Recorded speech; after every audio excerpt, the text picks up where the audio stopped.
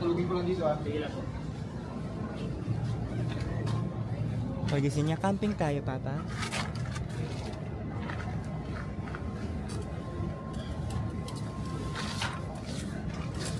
Ayos ba? Sarap tumulog. May ikot pa nga. Tulog na yan. So, tulog na. Pwede tayo mamili. Oh, nay. Saglit lang din kasi yan. Mamaya magigising na yan. So, pag iniwan natin sa kotse, malayo pa lalakarin niya. Kasi baka matalas. Ako po ulit. Gaming. Diyan ka lang, ha? Ha? Bantayan ko. Bantayan mo muna? May bata rin. Nawa ako eh. Eman, Roman, Bing. Sumunod na lamang ang lahat sa pinagbibili ni Gio. Joshua, Eman, Roman, Rod, Mark, Bing. Sa sumunod na araw at sumunod na tindahan, doon naman sila bumili ng mga laruan na magagamit nila sa karagatan. Isang bisikleta, 2 paddleboard, 2 kayak, at 4 na sagwan. Matapos niyan ay muli silang lumipat sa kalapit tindahan at muling namili ng mga kagamitan. Ngunit mga kagamitan naman ito para sa bahay.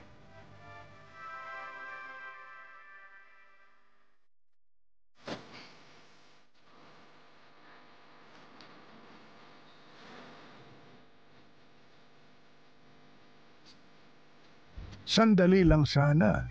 Mabilis ang pamimili, isang ikot, tapos agad. Yan ang akala nila. Pero habang lumalalim ang oras, parang mas dumarami ang kailangan. Isa-isang nadagdag ang hindi inaasahan.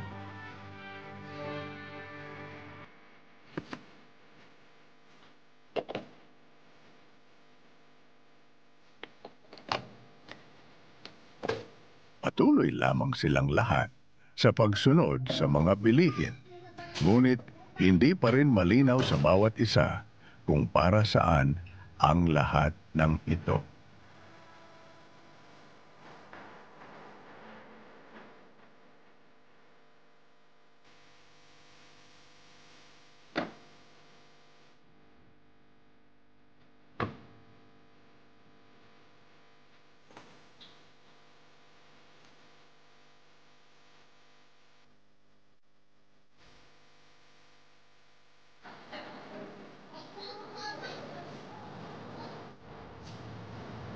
Sa dami ng kanilang binili, umabot na sila hanggang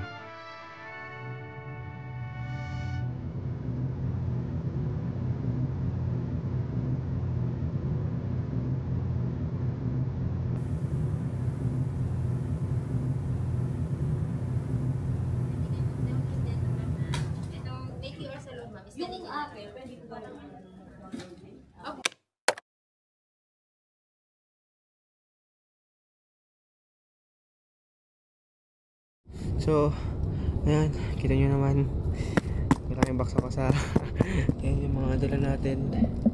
Punong-puno na kami dito, men. As in, puno na, malapit na sa Quezon Mil. Kasi natin, Bing. Doon naman si Bing sa kapila. Puro gamit yun dun sa likod, nakapatong lang din. Kapilang band naman, puno ng gamit din.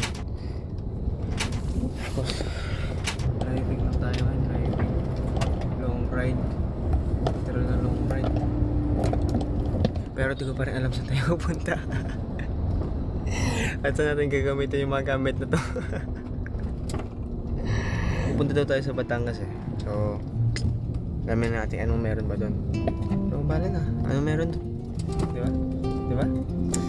at dumating na nga ang oras kung saan unti-unting maliliwanagan ang bawat isa at masasagot na rin ang mga tanong sa isip nila kung para saan nga ba talaga ang mga gamit na ito.